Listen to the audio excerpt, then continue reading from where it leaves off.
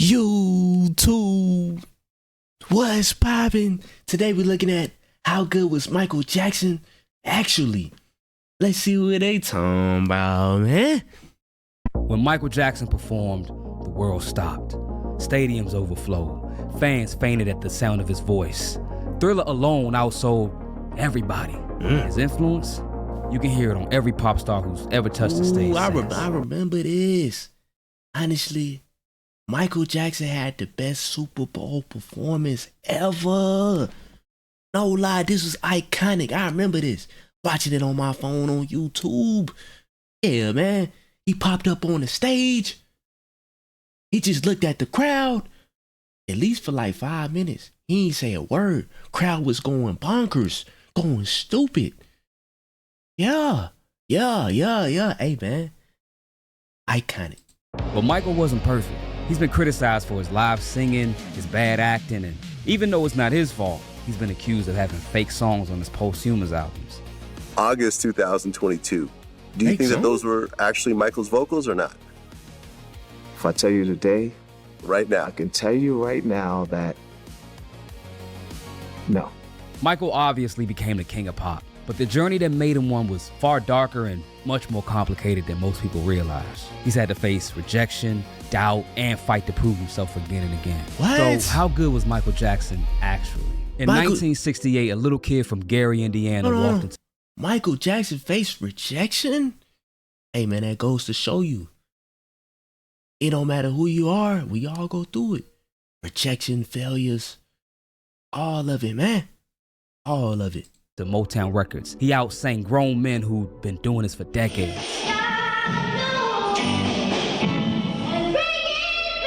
That kid was Michael Jackson. You see, the Jackson 5 weren't just another kid group. They were something else entirely. Berry Gordy, the founder of Motown, he said he'd never seen anything like it. What was it the first time you saw the Jackson family, when Michael Jackson came in? What were your first impressions when you saw them perform in front of you? Well, I was floored. When I saw them perform, I was really floored. Diana Ross introduced him to America on the Hollywood Palace in 1969. And Michael, the tiny kid with an afro bigger than his whole body, he grabbed the mic like he'd been performing for 50 years. Ain't that Michael Jackson, but the part right? people don't always think about is, while other kids were learning multiplication tables, Michael was learning choreography. While they were playing tag at recess, he was in the studio until 3 a.m. Actually, you're becoming like a stage addict. I really am. Like when there are off days and there is no show, I'm up at night dancing just to sing. It's really strange. Guess I'm an addict. Can't help it. Hey, man, that's how it is when you trying to be great. You gotta put in 1,000 hours. Or is it 10,000 hours? I don't know, but y'all get the point. Put in a lot of time into your craft, and you could be one of them ones. Joe Jackson didn't believe in childhood. He believed in perfection. He got it. Through this thing right here, or if you're black, you're probably familiar with the switch. Michael would later say he was so terrified of his father that he'd vomit when he saw him coming. Now think about that. A kid so scared of his dad that he'd get physically sick. But that same kid would walk on stage and command an audience of thousands of people. By 1970, the Jackson 5 had 4 consecutive #1 hits. I Want You Back, ABC, The Love You Save, I'll Be There. No group had ever done that before. Michael was 11 years old singing about love and heartbreak in a way that would make grown women cry. I'm already knowing they're going stupid for the boy. Yeah, man. But the thing is, it gets complicated because that success came with a price. Every interview, every photo shoot, Berry Gordy's team would remind him, you're not children, you're professionals. Michael couldn't make friends his own age. He couldn't go to school dances. He couldn't even hardly go outside without causing a riot. He later talked about staring out hotel windows, watching kids play in the park, just watching. Michael just wanted to be normal. But the thing is, he wasn't normal. Nah, I don't care what you say. He was normal, man. Was normal. We all should be able to do that. Be kids. When we, young bucks, we should experience that childhood, you know what I'm saying? Going to the playground, playing football, whatever, just playing outside. Yeah, man, how to go see all that, man. Should be able to do that. And whoever wasn't allowing him to do so, shame on you, man. Shame on you. Come on, man, do better. Hey, if you dead though, whoever did that,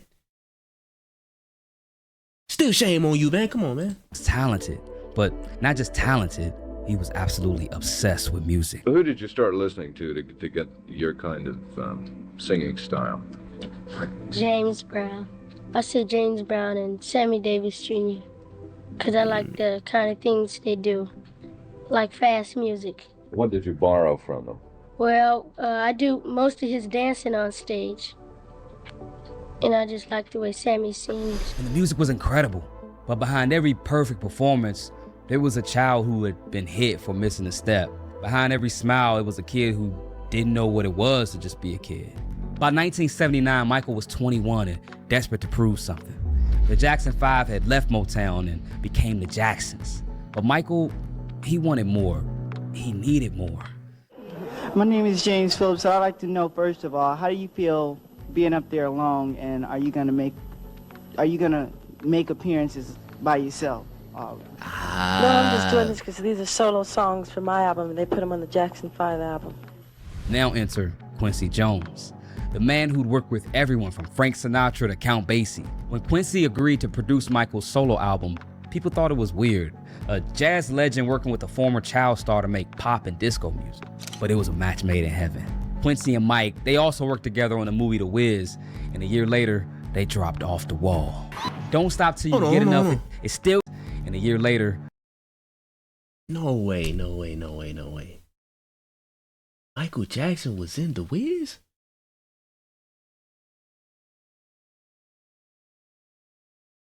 He was in The Wiz, starring Michael Jackson. Wow. They dropped Off the Wall. He told his lawyer that night, my next album is gonna be the biggest album of all time. Now, most people would have called him crazy. A 21-year-old kid talking about he's gonna make the biggest album ever. Yeah, he was Michael Jackson, but he wasn't the king yet. Now, Michael had been competing with adults since he was 5. He knew he was talented, but he learned that talent wasn't enough. You needed to be undeniable. Now, the thing is, Off the Wall should have been enough. It revolutionized pop music, it made disco sound sophisticated, but the industry still saw him as Little Michael, still as Diana Ross's protege, just one of the Jacksons.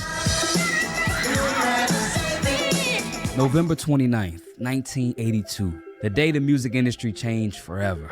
Thriller wasn't supposed to happen the way that it did. CBS executives wanted another Off the Wall, a safe, successful, profitable album. But Michael and Quincy had other plans. They wanted to create an album where every song could be a single. Every track had to be perfect. But let me tell you about MTV first, because you can't understand the impact Thriller had without understanding this. A classic MTV album. launched in 1981 as music television. They had a very specific format, mostly rock music. They said Michael didn't fit their demographic. When Billie Jean dropped, everybody knew it was a hit, but MTV still wasn't convinced. It wasn't until the president of CBS Records, Walter Yetnikoff, he threatened to pull all of CBS's artists from their rotation until they played Michael Jackson. Yo, MTV, what y'all got going on? Why did y'all show Billie Jean the music video when it came out? Why didn't y'all support it? Co-sign it, man. Come on, bro, that's a smash. I remember the first time I heard that. What? I'm having flashbacks right now. I was in my room moonwalking, man. Yeah, what? Billie Jean with my love. Yeah, man, that's a classic. Once they did, Billie Jean became one of their most requested videos. It opened doors for not just Michael, but for countless artists who came after. But see, Michael wasn't done. It was Motown's 25th anniversary, and Michael was supposed to perform with his brothers. He did, but then he asked for a solo spot. He came out with his fedora, kind of like this one. Black jacket, silver glove, the Billie Jean bass line started to play. Yeah, man. You know what happened. But Michael still wasn't done changing history. For the Thriller video, he made it into a 14-minute short film. Cost $500,000. Before Thriller, music videos were basically film performances. They might have had some simple effects, but after Thriller, videos basically became mini movies. Artists started hiring film directors, budgets exploded, storylines. We see it today still. It all became standard because of Michael. He basically changed what it means to make a music video.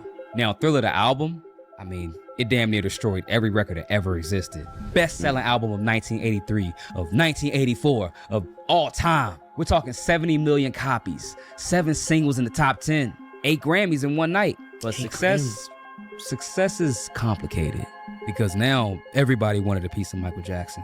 The Pepsi commercial that went wrong, his hair caught on fire during a pyrotechnic malfunction, that's when the painkillers started. Then he got backlash for his pop success. Black radio stations started saying he abandoned his community, and rock critics says he was too commercial. People who ignored him during Off the Wall now saying he's overexposed. That's how it be. That's how it be. When you get to a certain status, they hate on you for it, man. Start saying you change, you not the same. They abandon your community, huh? Come on, man. We're talking about MJ, Michael Jackson. So even then, he was hated. Like, he, definitely loved, but he was hated back then too. Like, he had haters. That's how it be. When you popping, you gonna have haters now. Yeah. But man, that's crazy though. I thought back then, like, honestly, everybody would love him. Yeah, no glazing, but he was big. He was big back then, but sure, they don't appreciate you until you're gone for real. It's crazy. And all of this was just the start of what would eventually become his Achilles heel, the media. Now, fast forward, Michael has spent 3 years preparing for a follow-up album. I mean, the pressure of following Thriller must have been crazy. I mean, imagine trying to follow up the Bible. What do you write next? Bad was the answer. 5 #1 singles from one album. The Bad Tour became the highest grossing tour in history. But there was another conversation happening. What happened? Prince. Ooh, that's when Prince came out too.